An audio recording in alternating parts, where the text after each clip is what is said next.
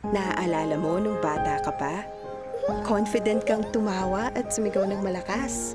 Di pa iniisip sasabihin ng iba. Go! Sige! Hala! Ano yan?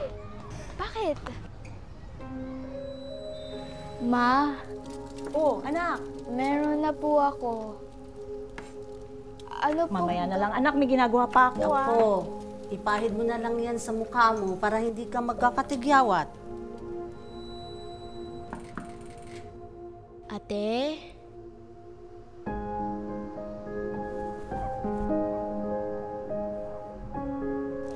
Tagong-tago naman to.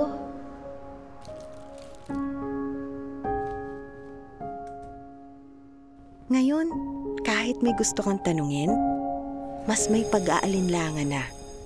Normal lang kaya yung may amoy? Kaya yung boses mo, parang pahina na ng pahina. Ano ba kasi ginagawa pag ganito? Lagyan yun ng malugay? Lang daw eh. Mag-work kaya to? Sino ba kasi pwedeng pagtanungan sa mga ganito? Ano kaya ginagawa ng iba? Hanggang sa yung boses mo, parang tuluyan ng nawala.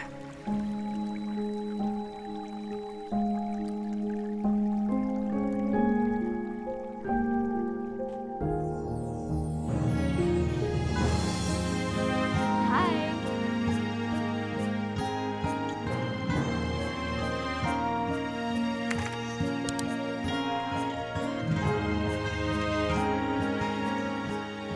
Pwede po magtanong about sa